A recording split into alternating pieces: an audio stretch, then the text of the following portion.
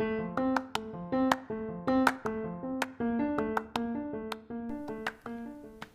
pessoal. Essa é a conversa de estreia do podcast Fala com Lori. O objetivo aqui é bem simples, divertir e informar quem está nos ouvindo e quem fala comigo, eu incluído. Quem está aqui comigo hoje é o senhor Luiz Augusto Figueira, um grande amigo, que eu vou chamar de Lu durante a nossa conversa. O Luiz é estudioso de astrologia há mais de 25 anos, é palestrante de vários congressos de astrologia no Brasil, aluno da Maria Eugênia de Castro, uma das mais prestigiosas e prestigiadas astrólogas do Brasil. E junto com ela, ele atuou em vários livros. O livro dos signos, Astrologia, uma novidade de 6.000 anos, Astrologia e dimensões do ser, Certezas provisórias e a coleção Conheça Melhor o Seu Signo, lançada no final de 2018. Bom, bem-vindo, Lu, e como a gente vai tentar fugir o máximo possível do convencional, eu já vou direto na pergunta. Como os jornalistas esportivos, que não revelam o time para não perder a credibilidade junto aos torcedores quando está narrando ou comentando jogos, os astrólogos, vocês, também não costumam revelar o seu signo, o próprio signo. Dito isso, te pergunto, você é mais Luiz ou você é mais Áries? Quer dizer, quem vem na frente, você ou o seu signo?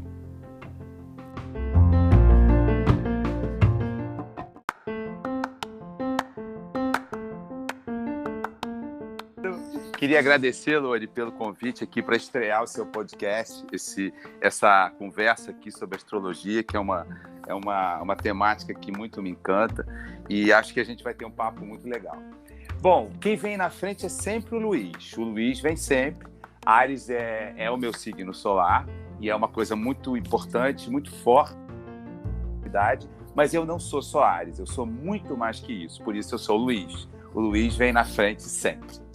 Isso significa que a astrologia não é determinismo, mas também não é uma tendência. Se você pudesse resumir mais ou menos, é impossível resumir o que é astrologia, resumindo, né? Mas como você definiria, então?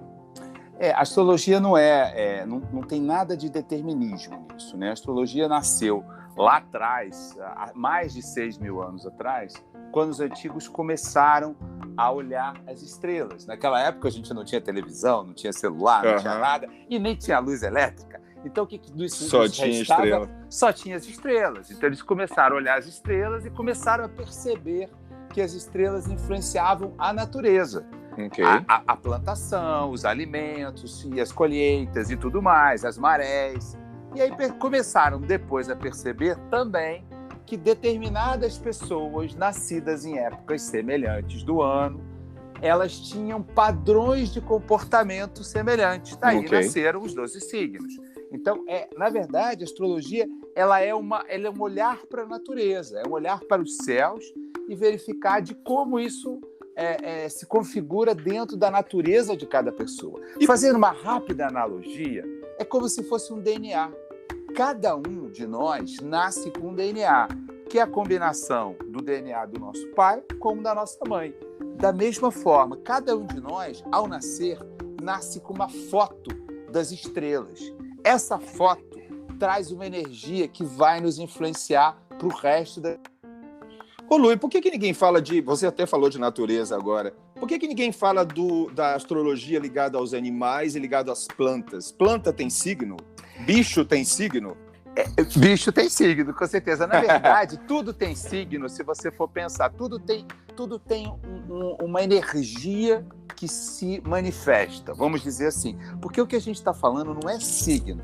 A gente está falando de uma energia que se manifesta naquele corpo que nasceu.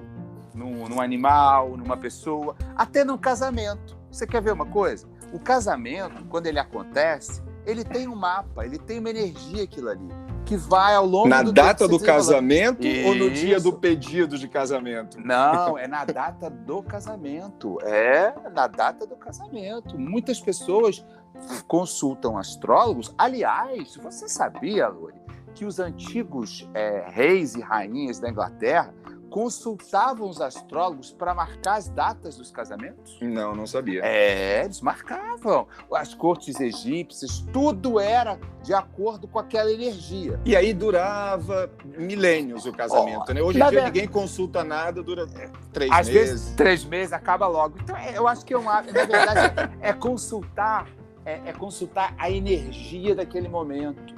É isso que a gente está falando. Não é consultar astro, consultar a energia. E uma das formas de entender essa energia é como é que está o mapa do céu, que é uma manifestação da energia da natureza. Já que você falou em mapa agora, a gente pode dizer então que a astrologia, o mapa astral, por exemplo, o famoso mapa astral, é matemática pura, é cálculo puro, precisa ser um bom matemático, como eu sei que você é, para fazer um mapa ou um trânsito, ou enfim, com a maior eficiência possível? Como é que funciona isso? Vamos lá, excelente pergunta. Quando eu comecei a estudar astrologia, realmente você falou, 25 anos atrás, não tinha programa de computador eficiente. Os programas eram muito ruins, muito fracos. A gente também nem tinha tanta tecnologia. E você tinha que fazer tudo na mão. Você tem algumas tabelas astronômicas que se chamam efemérides, que você consegue calcular tudo na mão. Então tem cálculo, sim, é muito cálculo. Na mão que você fala com a máquina de calcular. A máquina de calcular. Ou no papel mesmo. Ou no papel. É somar graus. Somar graus que a gente aprendeu na escola com matemática. Ok. Eu não aprendi, mas enfim. Eu passei dessa prova. Mas aí... Você era o primeiro aluno do Santo Inácio. Fala sério. Não, mas assim, é matemática simples. Ok. Mas com os programas, qualquer sistema hoje você faz, e aí mais ainda, você faz na internet mapas muito precisos, em vários sites você pode calcular seu mapa. Basta você ter 3 informações apenas: local de nascimento, data de nascimento e a hora de nascimento. E a latitude e longitude? Não, é o local. É o local, claro. É o local, isso. Então, local, data e horário. Nome, nem precisa. Nome é seu nome. Você pode dar um codinome, não precisa. Mas é o mapa daquela energia. Por isso que eu te sugiro o seguinte: marque o mapa dos seus... Quando você encontra um amor da sua vida, faça o mapa daquilo ali para saber se isso tem futuro. Quando você vai fazer um negócio, marca o mapa. Quando você nasceu, morreu, tudo tem um mapa, que é a energia daquele momento. Rapaz, que coisa, hein? Nesses tempos de que o CPF é tão badalado e você tem que proteger o seu CPF cada vez mais para evitar phishing, roubo de dados, etc. Na verdade, o dia, a hora e o local de nascimento é 1 milhão de vezes mais importante do que o CPF. Exatamente. É um segredo só seu, que só você tem. Vamos falar agora de compatibilidade entre os signos. Existe mesmo isso? Ou dependendo da maturidade da pessoa ou da imaturidade, das experiências, do conhecimento, da sabedoria, todo mundo seria compatível entre si? Porque, na verdade, são as pessoas que são compatíveis, né? E não os signos. Sim. Ou eu estou errado? Você está certo. Os signos, eles estão... e aí eu vou fazer uma rápida explicaçãozinha aqui. Os signos, eles são divididos em 4 blocos, que eu acho muito bom, porque a gente mantém aquela coerência com o que eu falei da natureza. A gente tem signos de fogo, de água, de ar e de terra. Ok. Então isso. Então, assim, os signos propriamente ditos, então os signos de fogo, por exemplo, Áries, Leão e Sagitário, são naturalmente compatíveis. Agora, se você mistura com um signo de água, por exemplo, Câncer, Escorpião e Peixe, água e fogo, na sua essência primitiva, não são muito compatíveis, até mesmo na natureza. O fogo, né, a água apaga o fogo. Então, assim, os signos em si, eles têm umas compatibilidades prioritárias. As pessoas não são apenas os signos quando elas nascem. Elas são uma química muito mais complicada. Então, as pessoas, elas têm mais facilidade com algumas outras pessoas em função dos seus mapas, se eles são mais compatíveis ou outros. Mas não necessariamente são incompatíveis, porque as pessoas, como você disse lá no início, estão na frente dos signos. Exatamente isso, perfeito. O signo é mais primitivo. O signo, sim, é compatível, mas as pessoas, elas se adaptam e, principalmente, elas evoluem. A gente só está aqui por um motivo, para evoluir. Então você não nasce com aquele mapa e vai até o final da vida com aquilo endurecido. Você desenvolve aquilo ali, você melhora, você se transforma, você vira outra pessoa melhor. Você nasceu um carbono bruto, mas você vira um diamante. Entendi. Lu, você falou da compatibilidade de cada signo, por exemplo, ligado aos elementos também. Isso a gente, então, vai falar de ar, fogo, terra e água. Isso. Né? O que esses elementos interferem, em que nível, em que grau de interferência esses elementos têm em relação aos signos? Eles trazem a essência básica do signo, né? A essência, como é que o signo vai se manifestar, né? Então eu vou dar um exemplo para você, falando do signo de fogo, do elemento fogo, mas a gente tem esse mesmo raciocínio para todos os elementos. Por exemplo, Áries é um signo de fogo. Okay. Então ele traz para o signo de Áries a força da iniciativa, da coragem de começar as coisas, de desbravar. É aquele fogo bruto. O Leão, ele já fica um fogo mais, digamos assim, egocentrado. Ele é mais vaidoso. Ele é um fogo mais, assim, ele está mais trabalhado do que o primeiro, que era o fogo de Áries. Entendi. É um fogo que já aprendeu um pouco mais. Ele já sabe que ele é o dono, que ele reina, ele tem uma aura de nobreza. Quando ele vai para Sagitário, ele já vai para uma outra esfera do fogo, que é o fogo do conhecimento, da sabedoria, da religação. Então é um fogo mais espiritual. Então é o mesmo elemento que se manifesta de maneira diferente em cada signo. E esse raciocínio a gente faz para todos eles. Então, para o mesmo grupo de ar, que é, por exemplo, Aquário e Libra, a gente tem esse mesmo raciocínio, e para o pessoal da Terra também, Touro, Virgem e Capricórnio. Mas não existem elementos mais poderosos que outros. Quando a gente fala de elementos, eles são complementares, eles têm funções diferentes. Por exemplo, Lori, o povo da Terra, que é touro, que começa em touro, é o que constrói as coisas, é o que bota o mundo para rodar, é o que faz o dinheiro, é que faz as coisas acontecer. Já o povo do ar é que traz as ideias, a criatividade, a inovação, todo pensar está no povo de ar, está nesses signos de ar. E por último, as emoções. As emoções estão lá na água, na profundeza da água, que é infinita, que passa tudo, que entra em qualquer buraco. Lá é que estão as emoções. Bom, fala do fogo agora, que é o seu. Não, o fogo é o meu, é a vontade de iniciar as coisas, de aquecer, de dar início às coisas, de buscar novos caminhos. O homem só saiu da caverna por causa do fogo. A descoberta do fogo permitiu o cozer dos alimentos, ele permitiu uma série de que as coisas acontecessem. Então o fogo tem essa energia de aquecer, de fazer rolar as coisas. Tem o fogo da paixão, né? Então tudo isso tem a ver com o fogo. O que a gente fica percebendo é que também, quanto mais velhos, quer dizer, eu quero saber se isso é uma verdade, a gente vai ficando, ou quanto mais amadurecido a gente vai ficando, nós vamos, se isso é verdade, a gente vai se afastando do signo solar e nos aproximando do ascendente, porque quem é leigo ouve muito isso, né? Que por volta dos 40 anos a gente abandona um pouco, ou então diminui um pouco as características do signo solar, que é o nosso signo de nascimento, e vai adquirindo ou vai tendo mais uma personalidade ligada ao signo ascendente. E essa minha pergunta já emendo também com a história da Lua. Então, explica para a gente essa diferença de regência dos astros, como a solar, ascendente e Lua. Tá, muito boa pergunta.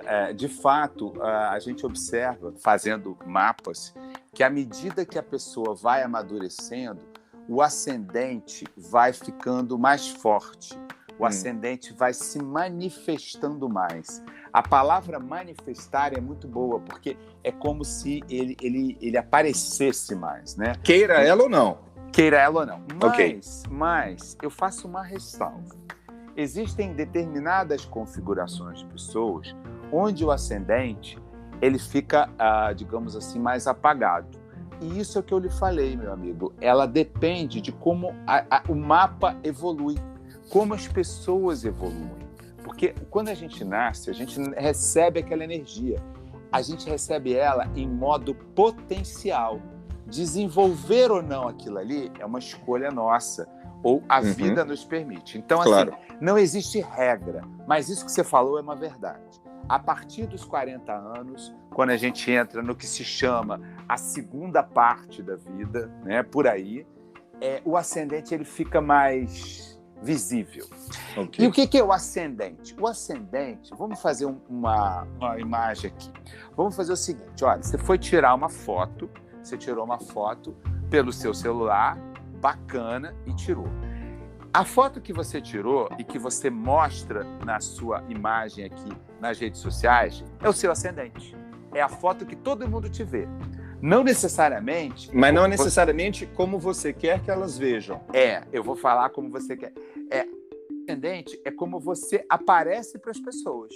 Certo. Você pode achar até que a foto não tá boa, mas o cara falou, nossa, você tá tão bem nessa foto.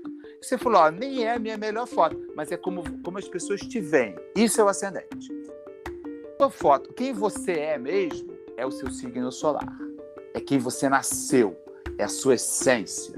Isso Agora, independentemente da idade, você está falando. Em qualquer idade. Então, uma garotinha de 9 anos de idade, se ela está fazendo a primeira selfie dela, vai parecer muito mais o ascendente para quem está vendo através daquela foto.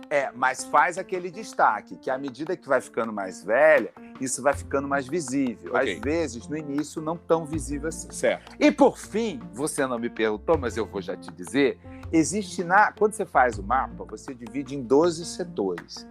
O setor que inicia a casa 10, que é uma das casas astrológicas, é aquela foto, meu querido, que você edita no Photoshop. É como você quer que vejam você. Ok. Entendeu? Que filtros, não é nem o ascendente. Filtros. Aí você bota filtros, bota luminosidade, tira ângulo ruim. Isso é a foto retocada. Esse é o solar. Não, esse é a foto da casa 10. É como você quer aparecer para o mundo. Sim, mas aí casa 10 explica para geral. É o seguinte, é porque quando você faz o mapa, você divide em 12 casas. Casa 10 é ascendente ou solar? Pergunta do leigo.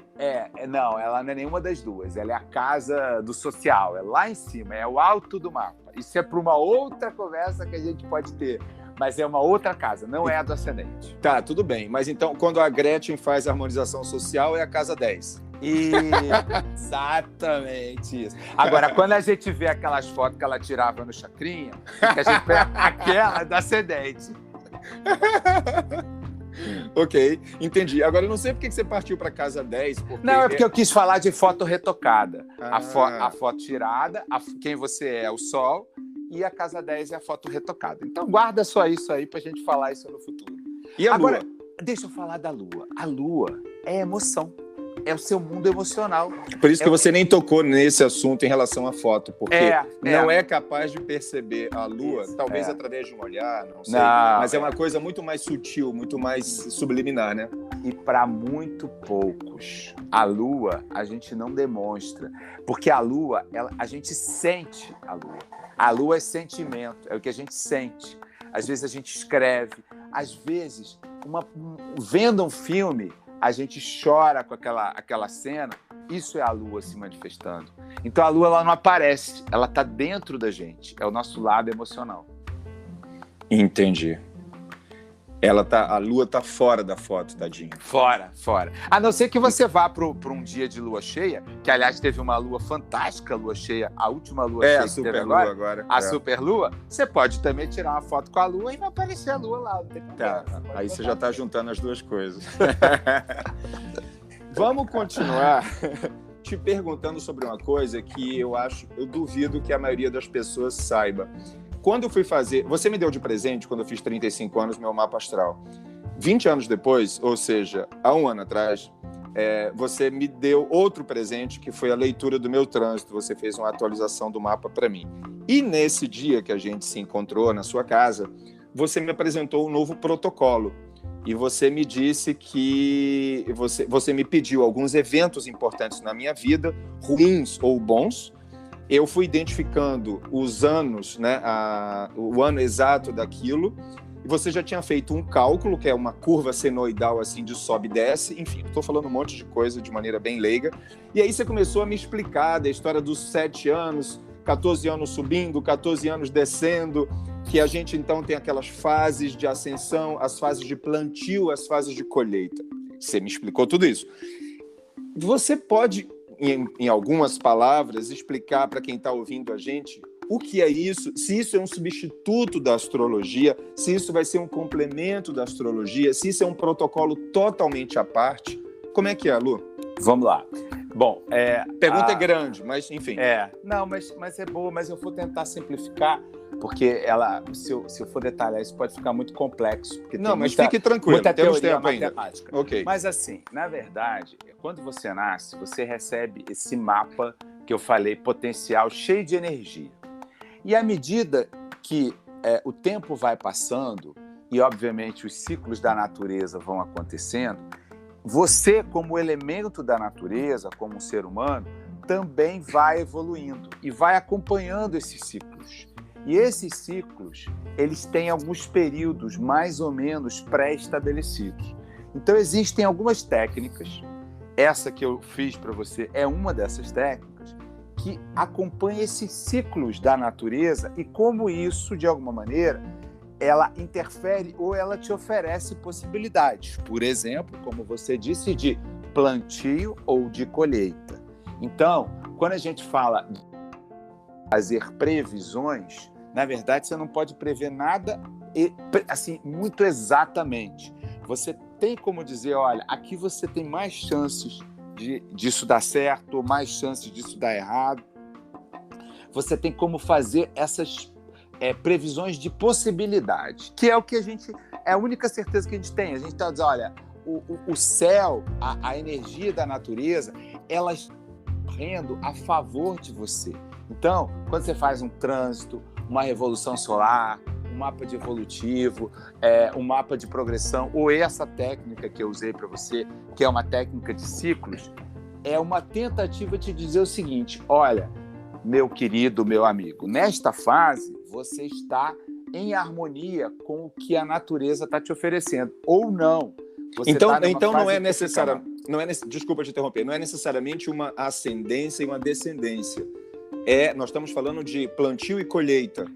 A gente está falando. É uma sintonia com o que aquilo está dizendo, qual é o momento ideal. Exatamente. E por que você me falou também de Júpiter e Saturno em relação a isso? Era Júpiter? É Saturno. Saturno. São 28 anos. Os ciclos de Saturno são de 28 anos, né? E são ciclos muito conhecidos, porque são muito marcantes, né? Então, de 28 em 28 anos, mais ou menos, dependendo do ano que você nasceu, Saturno volta à posição inicial onde ele estava no seu mapa. Ou seja, nós dois que temos exatamente a mesma idade, estamos com 56 anos agora, estamos na segunda visita de Saturno. A gente mais ou menos, porque por isso que eu falei, depende da geração. Não, entendi. Depende, assim, não necessariamente a gente já está. Então, é 28 anos, às vezes é 29, às vezes é 27, depende do ano que você nasceu, porque tem um fluxo planetário aí que respeita as regras da astronomia e o movimento planetário. Não é tão simples assim, não. Não, entendi. Enfim, esse aí é mais complexo mesmo. Isso aí não é qualquer um que vai entender. E você não acha isso, né, em qualquer lugar. Não. Eu quero fazer... Mas é saber o potencial que a astrologia tem. Ela te oferece essa possibilidade de você saber. E eu vou fazer uma analogia com você muito legal. É o seguinte, suponha que você... hoje é quinta-feira. Aí você está planejando Hoje é quinta-feira? Não, o dia que a gente está gravando, você está falando. Hoje o dia que a gente está gravando é quinta, e você está planejando viajar no fim de semana. Uhum. Então, quando você vai viajar no fim de semana, o que você vai consultar primeiro? Como é que vai estar o tempo, por exemplo, se você vai para uma localização de praia?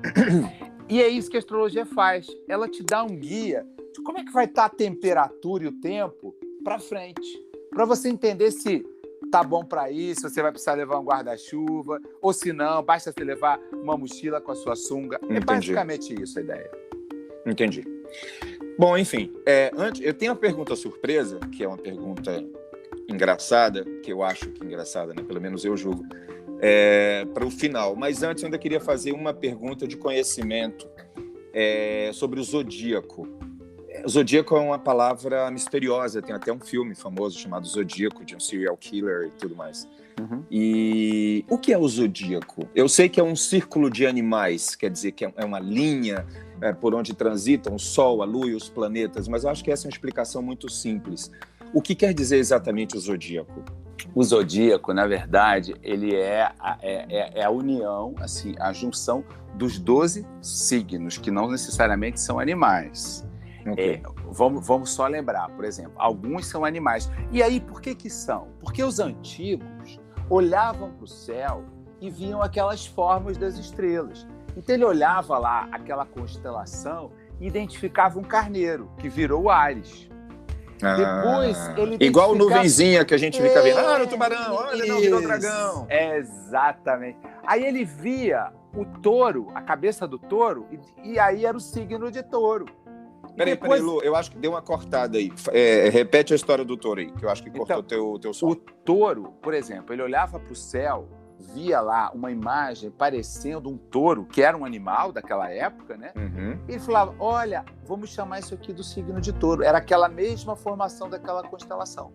E aí depois ele viam duas pessoas iguais, parecendo gêmeos. Aí ele chamava da constelação de gêmeos. Para tirar o mito de que gêmeos têm dupla personalidade. Atenção, pessoas. Gêmeos são duas pessoas. São duas pessoas, exatamente.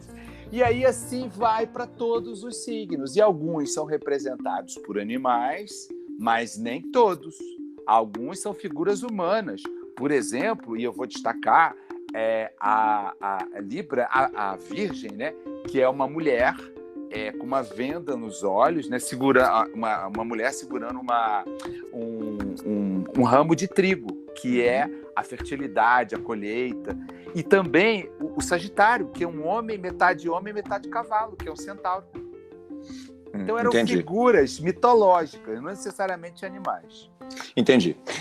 Bom, Lu, a gente já está se encaminhando para o final, quase 30 minutos já de papo intenso. Eu já estou um pouco, sei lá, até meio tonto de tanta informação, porque por mais que a gente se conheça, você agora me explicou coisas que eu nunca tinha ouvido falar, na verdade. E aí eu preparei uma pergunta surpresa para você, mas a pergunta é grande, mas a resposta eu acho que é simples. Atualmente, muita gente está fazendo o teste do DNA, virou meio que modinha, teste da ancestralidade, constelação familiar, para saber sobre suas origens e tal. E eu estava lendo de uma pessoa que fez um teste recentemente e descobriu que ela tinha sangue português, em cerca de 20%, 30%. Ficou muito chateada com aquilo, porque ela disse que certamente foi um sangue de um português que pode ter estuprado a bisavó, a tataravó dela no passado. A pergunta é uma brincadeira, na verdade. Eu queria saber qual seria a reação dela se ela fosse do signo de Aquário e qual seria a reação dela se ela fosse do signo de Libra. Entendeu? Entendi. Se ela fosse do signo de Libra, eu acho que ela diria isso de forma até interessante, porque Libra é um signo muito social, né? Ele gosta de, digamos assim, entender um pouco essa ancestralidade que você tão bem comentou, mas ele é muito receptivo à sociedade, por provavelmente buscar conhecer esse antigo, ia querer procurar pesquisar.